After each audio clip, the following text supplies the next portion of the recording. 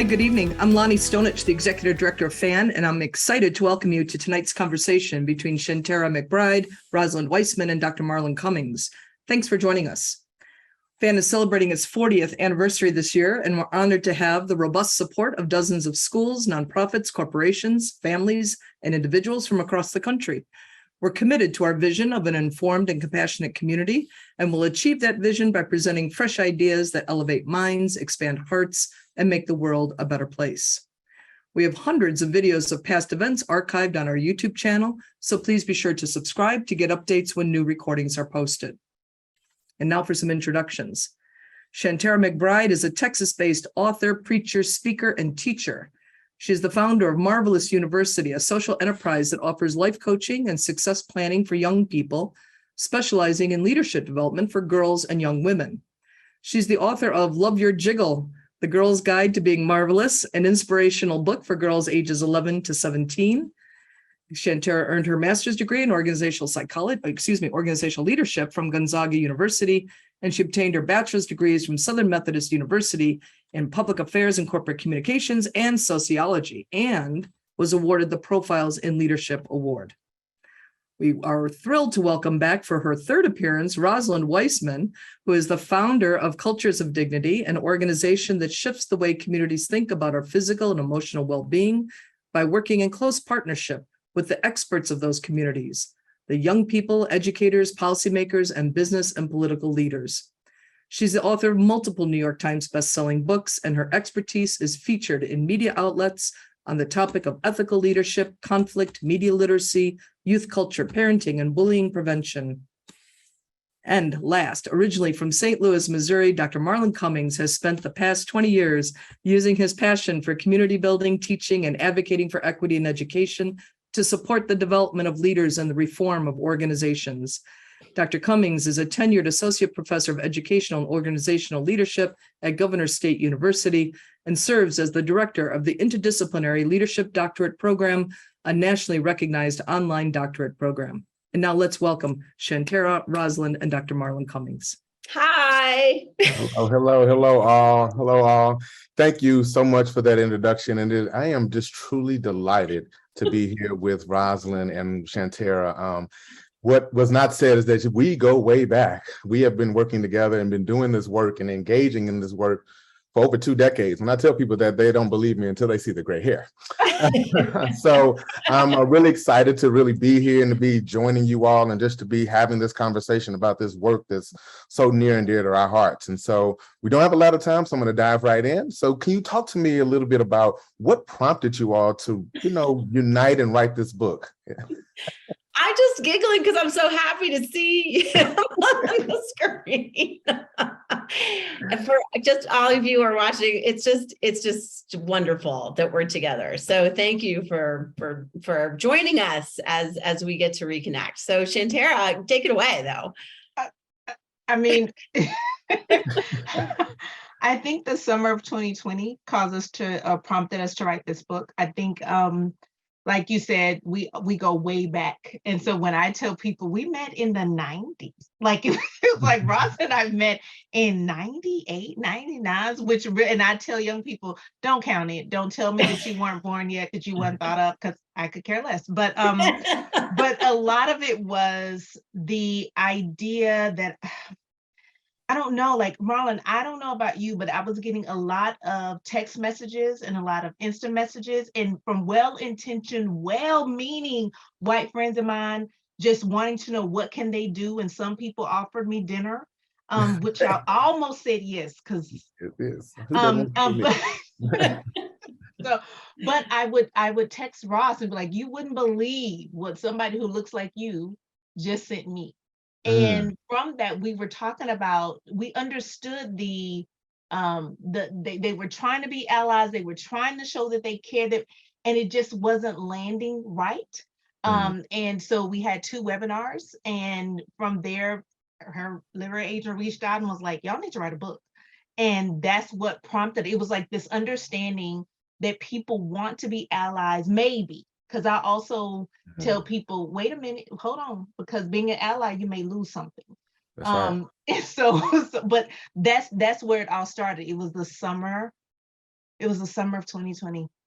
Well, and I think Marlon, you watched some Shanterra and I do this, I think, a little while ago, but I think that, of course, not only with what Shanterra is saying, and that we are close friends and colleagues, and our friendship and our working relationship is what became as strong as it is today and enabled us to write this book, because there were lots of times, and we can talk about this later, but there are lots of times where we would get very frustrated at each other while we were writing.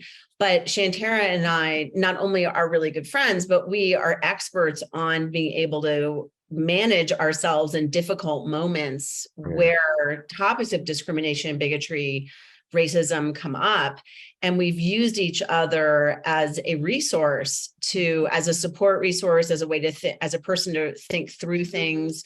And so I think that combination of all of it enabled us to be in this right place, right time, where we thought, oh, we need to be more explicit in some ways publicly about what we do and why. I mean, that's certainly what I felt, was that I needed to be much more explicit, because I had such a large parenting platform, and I'd always written in the books about racism, and the impact of racism on young people. But it became so clear to me that I needed to really be much more explicit and join being in a collaboration. And who better? And I've been doing this with Shanterra for 20 plus years anyway. So it seemed obvious once it just seemed obvious, right? Like, sort of like, yeah, like, let's do it. Right. So exactly. I want to touch on that a little bit. So thinking about, so you mentioned this before, and I know you said we're going to talk about it later. We're going to do it now because I'm moderating. So I'm thinking about allyship, right? And this idea of allyship, and like, talk about the notion of allyship, and with you two writing this together, like a white woman, a Black woman writing this together, like how the challenges that came with that, the struggles that came with that. And like, we are allies, we support each other through this work, through this struggle, but writing this book had to bring out some other stuff. Can you talk a little bit about that, and what it means to like dig into this stuff and still remain allies through it? Yeah, and still remain friends, right? Yeah. Right? I mean, I don't know, for sure. Yes. Yeah. It was a lot. I will start by saying, and I say this to anybody who asks or who will listen, and even those that don't. Like, I believe in the power of prayer and the power of talking to a good therapist. And so for me, I was unaware of the effects that white supremacy had on me as a Black woman in the United States. And so a lot of it was like, do I have permission to say that? Can I say that? Can I do that? And the mental gymnastics that I had to go through before I could put anything down on paper, because it was always the second guess of, can I say that? Can I write that? Are they going to come for me? And just being honest about that, and going through and being honest with myself, like, who you waiting on permission from? Like, here's, and like, but having to have that for myself. And I think a lot of times people like to approach any difficult work thinking, oh, it's not for me, or I do anything because I'm good. And for me, I was like, no, I'm gonna have to talk to somebody about this before anything can go on paper. Well, and sure, like, I'll jump in on, like, there was a time, I mean, I bet, there's been a couple times where we've gotten super frustrated at each other doing this, but I think that the process of, and I hope that people can do this in their own lives, because this is what relationships are about, is being able to get through really difficult times and trusting that it's that relationships are messy, and being able to, like in the book, we talk about like holding grace and space for people. And, there were times, like, for example, there were times in the book in the very beginning that Shanterra would write as an explanation of something like, well, it's because of systemic racism. And I said to her, basically, yeah, that's actually not going to fly. I mean, like, yes, you're right. and I'm not disagreeing with you, but we have to explain it in a way to make it more visual.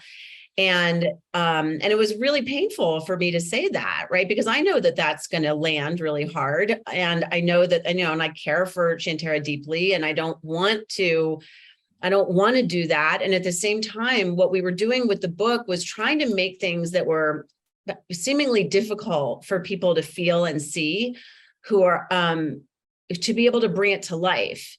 And so I was sitting there one day and trying to figure out, like, what does this feel like? And I went back to that, I was imagining this child on a playground, and, there's a kid who's bullying them, and there's another kid who's watching. And after the bully, first day said something sort of obnoxious, and then the other kid who's watching comes up to the kid who was targeted and says, I'm so sorry, that was terrible. And then you feel, okay, someone sees this. And then the next day the bully does something even worse. And then that bystander comes up and says again, I'm so sorry. And then that time you're like, okay, thanks. But your feelings about the support of that person are decreasing, and your mistrust are increasing. Mm-hmm. And then the next day the bully does it again. And then, the target goes to the teacher, and the teacher says, oh, they didn't mean it, or it's not that big a deal. And so, and you're just realizing this child is on the receiving end, that the system is not working for you. And so just as an example of the process of us trying to figure out, with all of our expertise and our relationship, how can we, to the best of our ability, to people who might not, for example, systemic racism is not as evident because they're benefiting from it. And so much around us is saying it doesn't matter, right? Or it's not real. That how do we make this real for people who it might not be that obvious to? And so that for me was one of the examples where we really were real tussling it out, and it was painful. And at the same time, I think, the book was better for the process. Yeah, I hear a lot of the process and felt a lot of it through the storytelling, right? And I think that's one of the things that I really liked about the format and how you went through it. And so I want to kind of dance around the book a little bit, if you all don't mind. So I'm going to kind of go in order, but I like the three main headings you guys kind of focused on, where it was head and heart, friends and relationships, and working community. And so I kind of want to talk about those a little bit, because they do kind of create kind of a pathway toward doing this work a little bit. And so I really like that. And so I want to start about kind of with the head and heart, and it's kind of feel like this is the conflict that we're all dealing with. And I think that even in doing this work, and when I go out and talk to schools or parents or whatever, I let them know, even though I'm talking to you about this, I'm still wrestling with this, right? And I think that that's the thing that I loved about reading the book. It was this fact that you're talking to us about this, but also talking to us about how you're wrestling with it, right? And so can you talk a little bit about that wrestling that goes on, or even talking about some of the things that really stuck out to me, where thinking about, being your intentions being grounded in dignity, or this one I love, and I'm using it. I stole it. It's mine now. Listening is, when you're listening, you need to be prepared to be changed, right? Be ready for that and be open for that. And so can you talk a little bit about that wrestling with the head and heart, and kind of the things you really want to kind of hone in on for listeners about that particular section? Yeah, I'll start. I think that for those of you, and I learned this today, if you have it on Audible, you don't know that it's broken down in 3 sections. And so I had someone say that to me today, and she was like, oh, I didn't know. I was like, yeah, we did the work for you. It's broken down. And so, but I think, again, and I go back to the, power of talking to a good therapist, it's really hard to try to offer something to somebody else that you haven't wrestled with for yourself. You sound like a fraud, right? And so I think for a lot of it, especially that head and heart, being honest, and that's what you will see throughout the whole book, the honesty and the transparency of this is work, and the work is no such thing as checking a box. It doesn't stop because one, we wrote the book, or even that you read the book. It's an everyday wake up and going through it. But I think our intentions behind breaking it up, for so many people, one of the hardest folks to talk to is family. And so it's really easy to talk to, you know, say something to a stranger, right? Like, I'm going to speak up to this total stranger who I see ever again, and I'm going to tell them that what they just said is racist, or, you know, I'm going to do that. But then when you got an auntie at Thanksgiving dinner that you still haven't seen, you know, so we talk about the difference between, you know, relationships, and definitely working it through for yourself. Ross, you can talk more about the dignity and the principles. Oh, yes, ma'am. So we really, I also want to say, Shanterra and I think both really feel strongly that we need to be very mindful, not in a way of being unclear or being coddling of people in the way that we talk about anti-racism work. It's just real. This book is about preparing ourselves and managing ourselves and being self-reflective, and then being able to be in relationship with people in a different way around, specifically, this book is about how do I show up to contribute to making the world less racist and less discriminatory and less bigoted. And how do I do that? How do I contribute to contributing to giving back to people's humanity? And in a world where we see so much of people being dehumanized. And so what Shanterra is referring to is that we really took a foundation in this book that dignity was not negotiable for people, and that dignity is about the essential worth of a human being, and it cannot be lost. You just have it, and everyone has it. And we use the word dignity in contrast to the word respect, because the word respect in English, where the history of the word is coming from, in Latin means to look back at someone's achievements and admire them. So it's not just about the position you have, but about how you've achieved it. But in our culture, the word respect is based on power. And it's based on someone in a position of respect and authority being able to do whatever they want to other people, which includes taking away their dignity, using the position to take away someone else's dignity, or try to. And so respect actually is earned. You can gain respect or you can lose respect based on your actions.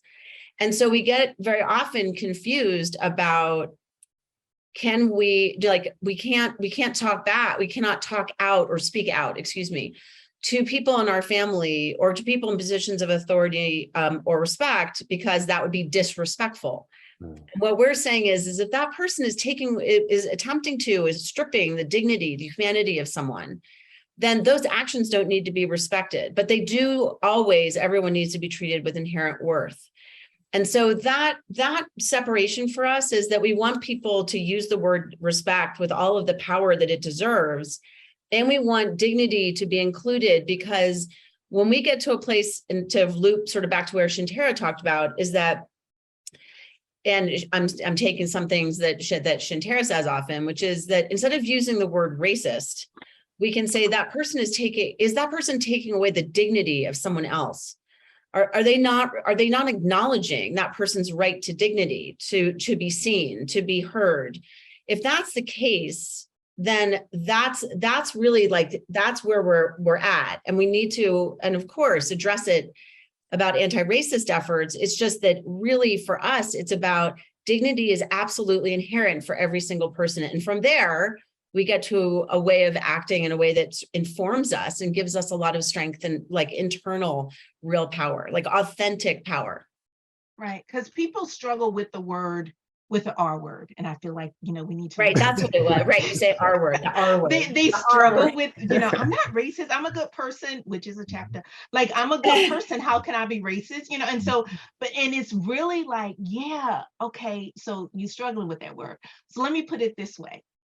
When someone is pulled over, when someone who looks like me is pulled over just because they Black, they are not treated with dignity. When they are told to get out of the car, they're not treated with dignity. When someone who looks like me doesn't make the same amount of money, that someone, simply because, not because of my education, not because of my background, not because of my experience, simply because of how I look, then that person's not treating with dignity. So it's saying your policies may not be racist, but they don't treat each person with dignity. Well, and I want to add, because we've got, all of us are educators, and I just want to go there, which is that not recognizing the history of this country and Black and brown people's experience in this country is not treating their history and people today with dignity. So it is incumbent upon all of us to be able to support efforts, to be able to have engaged, meaningful, I can't even, it gets me so of understanding of and education of history. Yep. And in Marlon and Shanterra and I, we both have worked in education forever. And, Shanterra and I have talked about this to each other a lot. We've never, ever had a white child come up to us and say, I am so uncomfortable about the information that I have received about the history of this country and its connection to racism.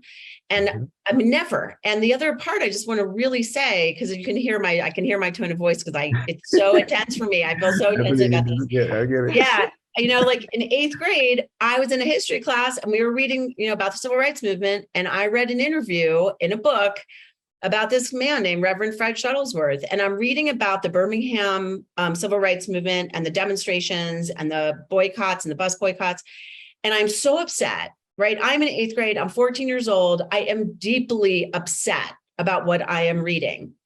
And because I was upset, I was inspired to do something. And my education all of a sudden became alive to me. It was something that I was felt like, oh, this is important for me to know. And it inspired me that I knew no matter what, because of that 8th grade class and because of reading that book, that I knew that no matter what I did in my life, I wanted to do something that would contribute to making my community better with more equity. If we deny young people that upsetness, then we are also denying them the ability to be inspired to make a difference. And that's really what I think everyone on this call, in whatever way we can hold it, treating people with dignity, that we need to be able to really advocate for that kind of education. Yeah, I think that's right. I think that without knowledge, knowledge is power. And I think that that's why, it's some of it is being taken away because they don't want that. They want to keep, people thinking in a particular way or getting history that is incomplete, right? And I think that doesn't allow for them to develop their understanding of dignity as well. So I think that there's a dignity in the understanding of it, and knowing how to interact with others and with dignity comes over time, right? It's not something that you just know it. It's you are conditioned to it. You learn about it. You learn about history. And I think that you mentioned a lot of things, Shanterra, like getting pulled over by police and other things that speak to dignity, right? But they're just, don't forget about what you mentioned in the book, right? These microaggressions that also rob people of their dignity. And I think that that's another piece that dignity is often person to person. It's not this, yes, they're systemic and there's police officers pulling over Black people and brown people and all those things, but it's how do you treat your colleague at work? How do you treat your neighbor? How do you treat the person who's walking down the street that you just see them? Like, how are you treating them? So I think dignity is something that's practiced. It's not something that's just done on a whim. You have to live it. And so, so one of the things I want to jump to the kind of the second part, right? And Shanterra, you already mentioned it a little bit, right, around friends and relationships. So something, again, as I said, we've been doing this work for a long time. And so one thing, Rosalind, that stuck out to me, and I still use this, I still talk about this. You used to talk about how challenging it can be to do this work with people that look like you, right? Like for you, like I remember you would talk about going to a Jewish day school, right? It would be like, this is hard for me, right? I still remember this stuff. I did right? say that. I know. Yes.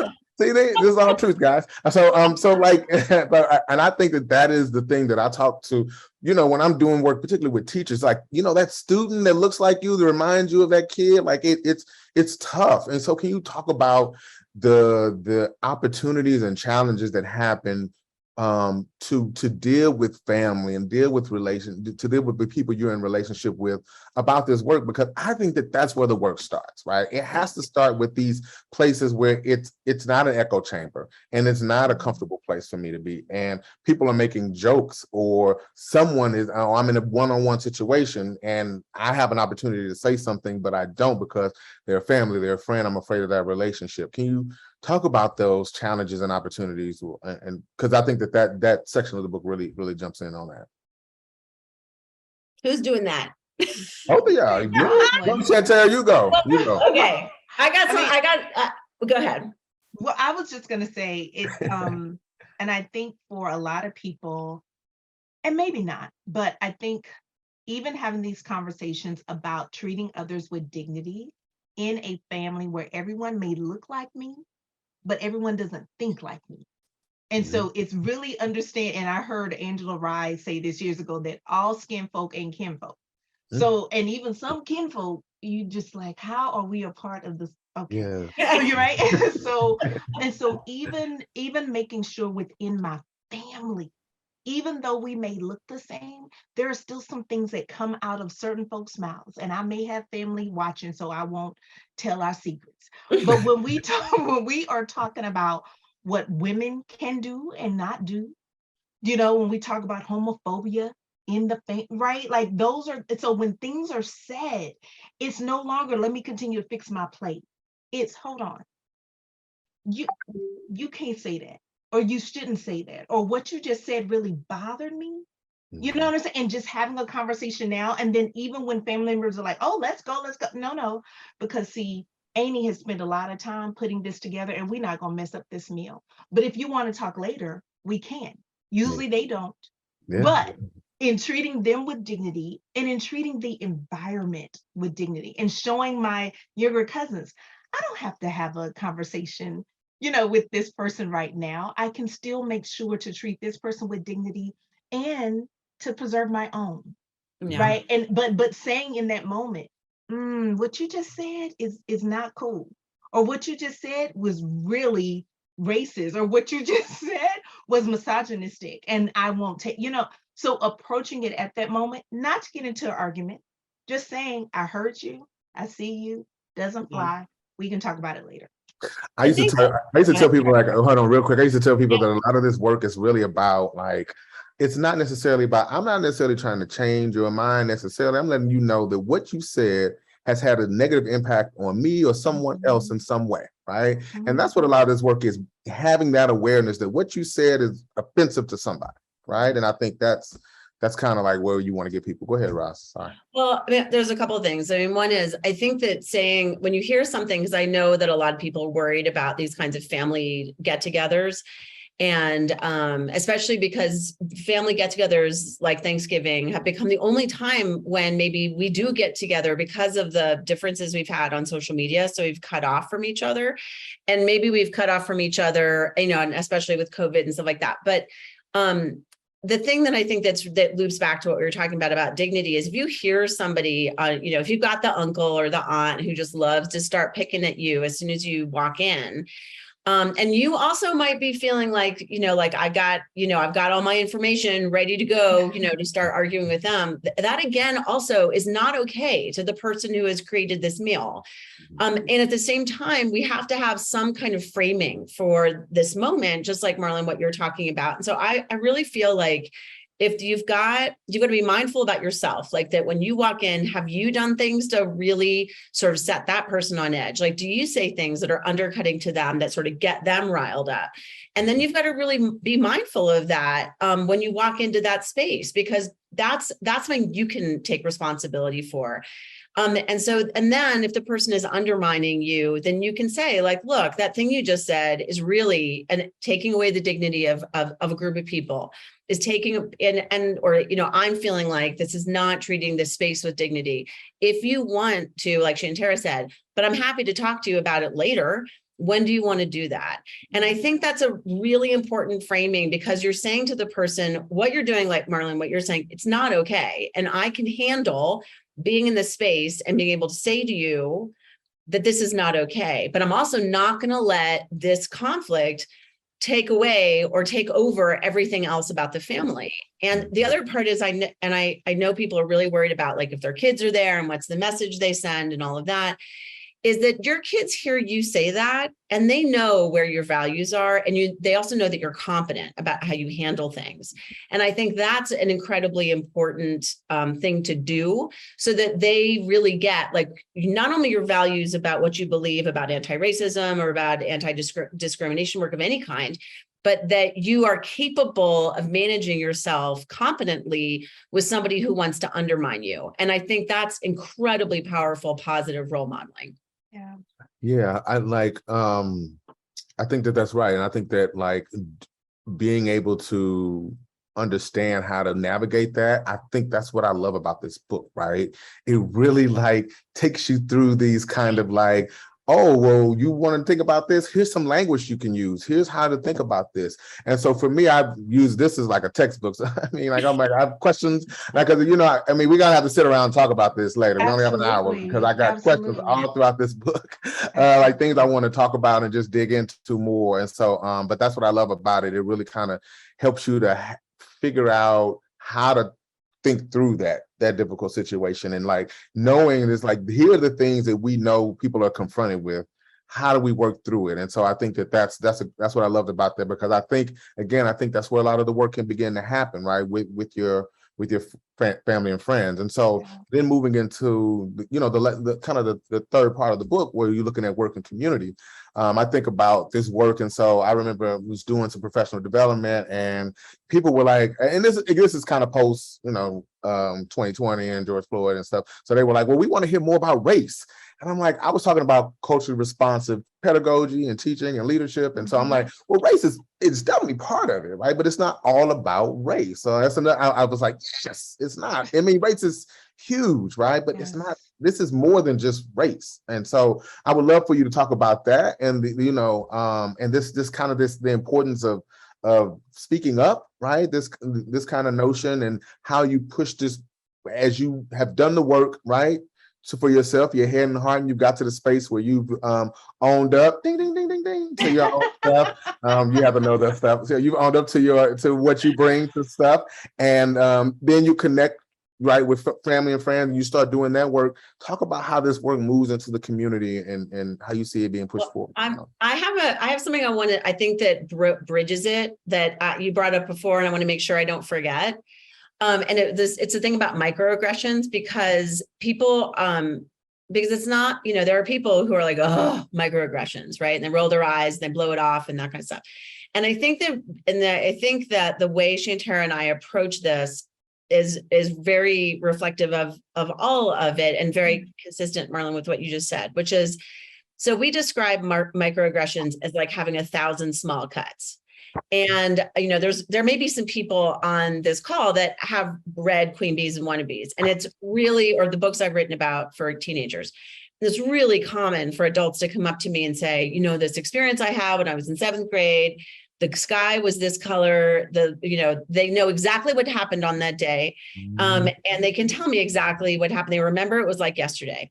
And I just want people who are white or dominant sort of race to think about that, those seminal moments that you remember, those are the kinds of poignancy, the kind of power, the kind of pain that happens, that the people of color have said to me about what microaggressions feel like.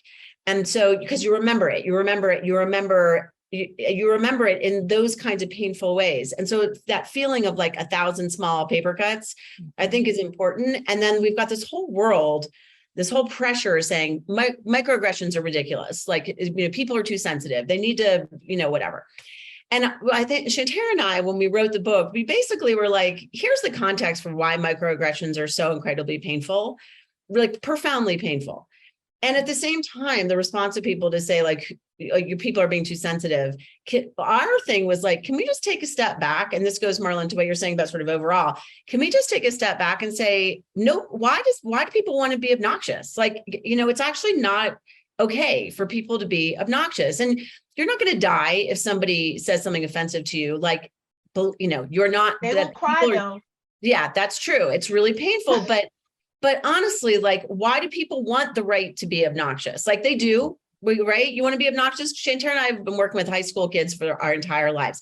We're used to people saying, I have the right to be obnoxious. But okay, why is your right to be obnoxious more important than another person's right to be treated with dignity? And if that person is telling you that that is really hitting them hard, then why is the response, it doesn't matter, who cares, I get to keep doing it? And then that's really where I want people to say, okay, why am I invested in blowing off, not taking seriously when people say, this hurts my heart? And I think that's a really important moment for those of us in a sort of race dominant position to take a moment and say, yeah, I actually need to check myself here. Yeah. Yeah. But it's not even about being, and because the other part about all of this, again, I go back to the mental gymnastics that I said at the very beginning. The fact that I then have to correct or say something or speak up or speak, and that's where I think that a lot of times, specifically with white people, getting really frustrated with being told to do the work and getting really frustrated with, I'm not, or someone who may look like me may not answer a question because it's common knowledge. And it's Google, you can Google it. Or, there are videos on YouTube, but the fact that I am charged with doing the work for somebody. And I think when we got to work in community, and I have them right here, just because, but when we got to the work and community part, it was really about, okay, let us tell you this so that you won't feel like people who don't look like you they have to do the work for you.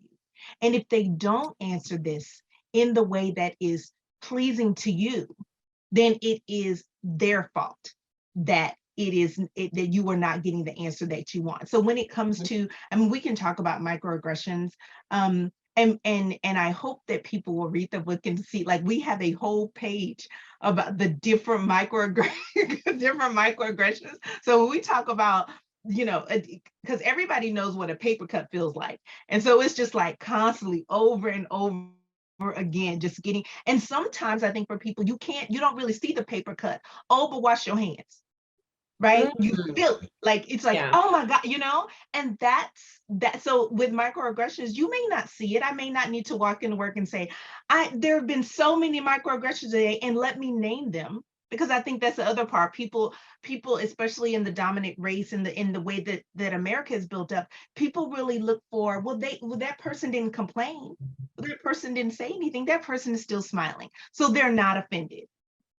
And it's just like, that's not how it works. So since we're digging in on microaggressions, let me just ask one of my book questions here that I have that's been going, because I'm really curious about this, right? So I'm thinking about doing this work, right? And like, I'm thinking about what somebody would like, as I'm reading this, I'm also thinking of it as like a facilitator too, like how this work can help do the work that I'm doing. And so I thought about this question around microaggressions. So, how does someone guard themselves against pushing out microaggressions when they may be unaware of their biases? I feel like that's the thing that I would get from someone. I'm curious, can you all touch on that just a bit? The book talks about this, but Shanterra, do you think that the story of when you got really mad at me when I was in the back of the room, that's not really microaggressions, but it was also like me making a mistake and not understanding. Do you think that's a good story?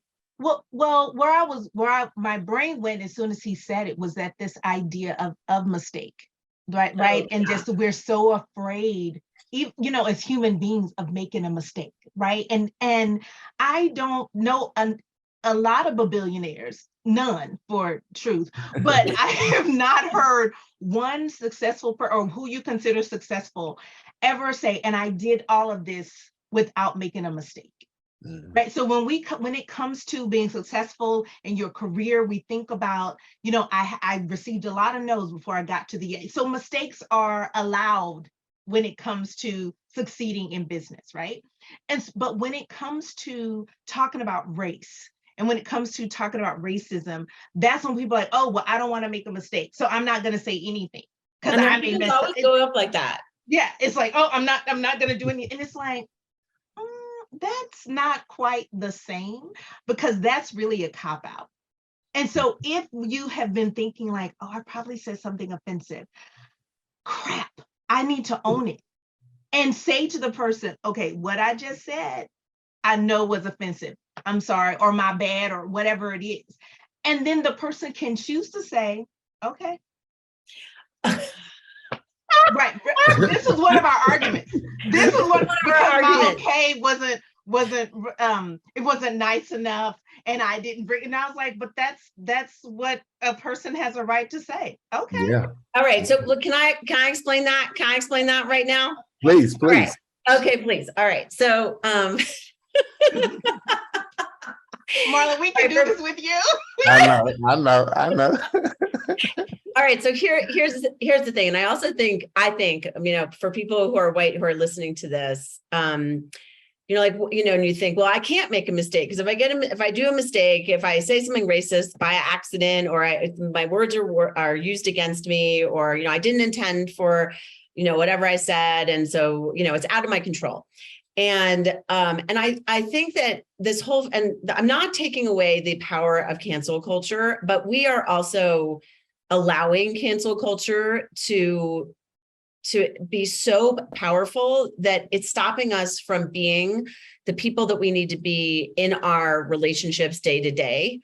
And so if you're at work and you say something, you get that, you either get the feeling after you said it that it was wrong, or maybe you watch somebody say something that is racist and you didn't say anything. Maybe you even laughed because you got nervous and you're like, because a lot of people do that.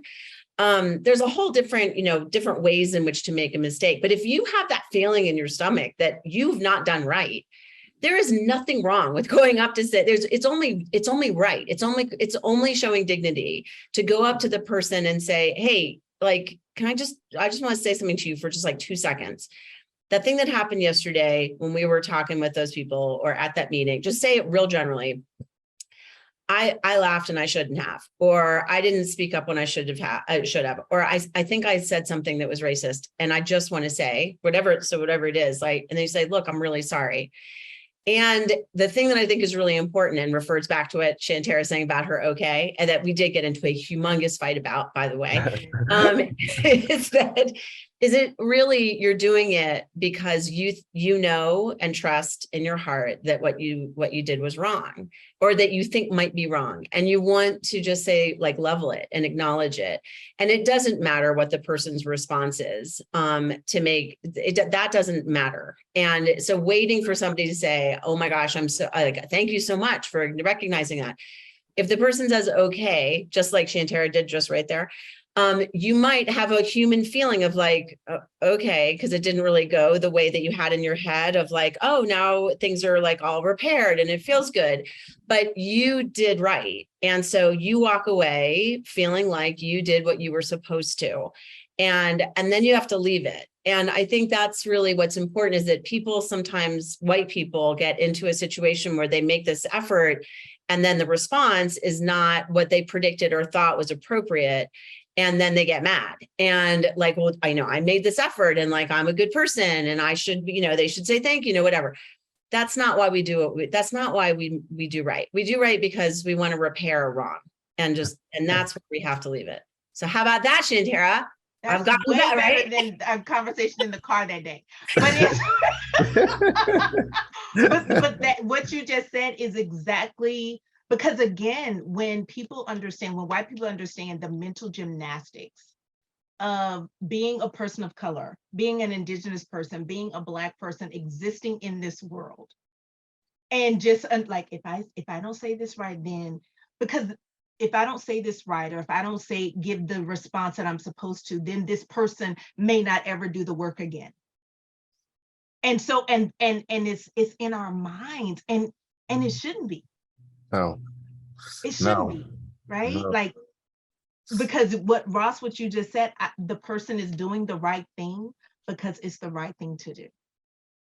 Yeah, I think this, again, going back to the book, it really is it's a personal journey. And I think that there's a lot of stuff that can really, I think if you wanted to have like an open conversation. This would be a good book for like an organization, right? We're trying to change our culture because it's really like everybody's got to do their own work before we can start doing work together, right? And I think that that's the book that really talks about that, right? The self work that you have to do. And so because I know we're getting close to time, so I want to ask you all, like how do you all see this book being used, right? And like, you know, schools obviously seem like a right place, right? But I think there are other opportunities for it, right? So can you talk about that and like, you know, in the shaping of the book and how you formatted it and like how you envision the book being used, utilized by whoever? Sure. I think, of course, I think schools, I think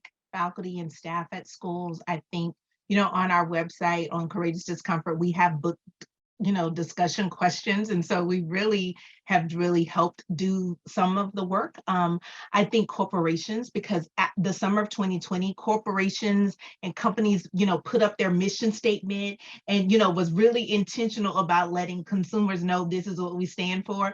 And then the wind blew, right? And so I think it is really important for people to understand this is, we gotta, if we meant what we said, then we have to continue to do it. It's not a check the box. And I think people are looking for a check the box kind of thing.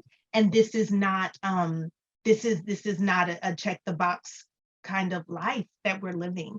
And so I think schools, I think faculty and staff, I definitely think corporations, I think with your friend group, I think, you know, there is so many ways because it's not just a book. And I remember when we first started and I was thinking about, you know, is people really love to say or to hear, I read this book in one day and it's so great. And I was like, but I don't want people to read this in one day.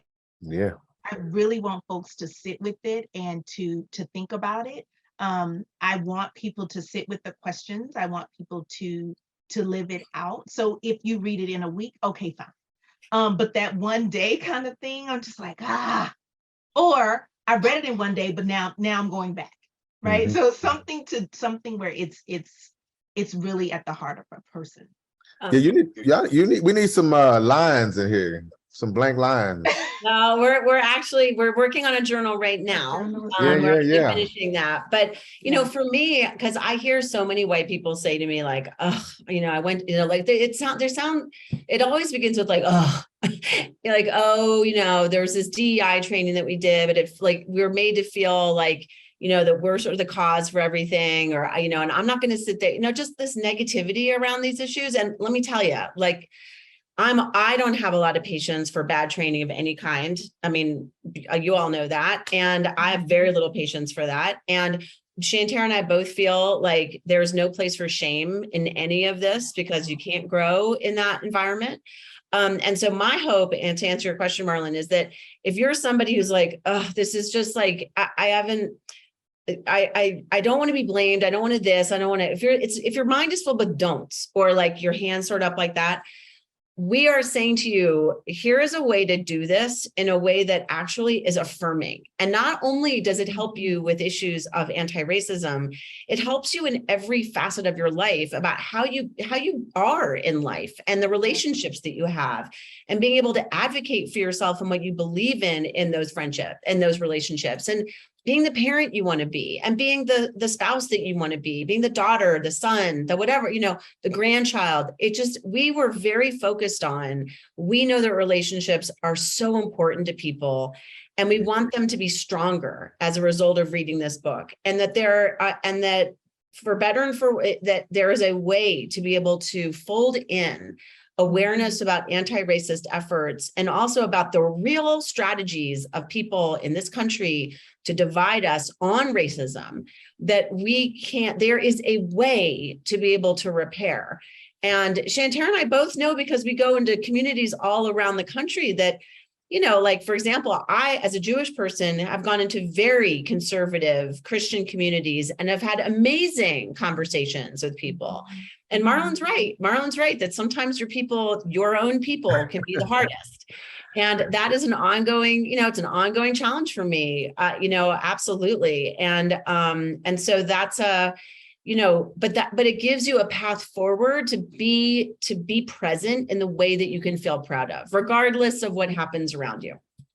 Yeah, I think that one of the things, like you write, is not just the book, and I think which is great is that it does go beyond the work, right? It is about, like, particularly there was a part around like relationships with like a dad and his kid. I think you were in the bar. Oh yeah, that was a tough one. Right? Yeah, Right, because it's just the idea that, like, man, I see this person and I don't like what they do, but I have to find a way to tell them that without wrecking the relationship, right? And I was like, oh, that's really, but that's what it is, right? We're often afraid to speak up and to speak out because we're afraid of the repercussion, what will happen, what someone will say. Will I lose this, a job, a relationship, a person, whatever? And but it's too important, right, for us to let that go. And I think but it's tough. It's tough, and I think owning that is so important. I think that's what the book does. It constantly tells you this is not easy work, but it's worth the work, right? it's worth the work. Yeah, Right. yeah. You got to work it in order for it to work. Yeah. Yeah. It's not easy. And I don't know. I think what you said right there, it's worth it. Yeah. It's worth it because, like, you can't go through your life or it's not, do we want to go through it? Basically, it's like, do we want to go through life having people make decisions for us? Or do we want to go through life being mindful, self-reflective, feeling present in the mess of it, but for better and for worse, in the mess of it, and being able to be in our mistakes and be in the things and learn from them, and then and then our relationships are enriched in the process. Like that's just a way better way to go through life than to be sitting there at Thanksgiving table, like being so mad at your uncle down and being like, I can't say anything. And you're just madder. That's just not the way we should be going through the world. But there are people who want us to be like that and to be so emotionally hijacked that we can easily be manipulated for various reasons. And so to be able to stand in that and be able to be present and be able to withstand that is extraordinary, but it's extraordinary and it's really, really necessary right now. It's really necessary. Yes, for all of us. I think that's, yeah. I mean, I think that was a bit of a mic drop there, Rosalind. Well, thank you, Marlon. Very good. James Brown in you. I love it. That's great. I want to thank all three of you for such a great conversation. I know that a lot of people have been texting me with lots of thoughts, and we're getting a couple questions in. So I want to remind everyone that both Shanterra and Roz are going to be at After Hours. It's going to start at 8:05 Central in just about a little under 10 minutes right now. How do you get into After Hours? Well, you'll see in chat, if you don't have chat open, you should have had chat open. If you don't have chat open, Anne-Marie, maybe go ahead and pop that in one more time. At the risk of being too redundant, but you get into After Hours by buying a copy of this incredible book, and then you'll get a link from our bookseller, and it'll let you get to a quick, very short registration form for that Zoom. It's a Zoom meeting, not a Zoom webinar, so you have your camera on, you can talk, you can ask your own questions. It's kind of like hanging out with these folks after such a great meal. A good meal. I'll call it a good meal, metaphorically. Go for the soul. That's right. So come hang out in After Hours. It's always, some say, the best part. So thank you. First of all, Marlon, great conversation. I mean, obviously, it's always nice when folks are really comfortable with each other, number one. I want to pull in a question that Melissa had posted during chat. And she says, I love this point, in Q&A, I love this point about microaggressions, that people feel a need to hold on to their right to be obnoxious. Do you think that is about a fear of something being taken away from the dominant group? Like, I need to be able to be obnoxious so I can stay above you, remind you of your place, make you feel small. Yeah. Well, I mean, I feel one of the challenges that we have in this country is that we tend to focus on our rights over our responsibilities to other people. And we really need to rethink that. And we need to, because it's connected to our ability, our right to be independent, our right to do things the way we want to do them. But that right and who gets to exercise those rights has a lot to do with how much power you have in the culture based on race, gender, socioeconomic status. So I really want us to think about like who's saying that and what their incentive is, right? To continue to say what they want, which is to dominate. So, yeah, I mean, I would agree that it's the right of people in positions of power to continue to dominate and silence by their obnoxiousness other people. Shanterra, I think you want to jump in on that? Ditto. Okay.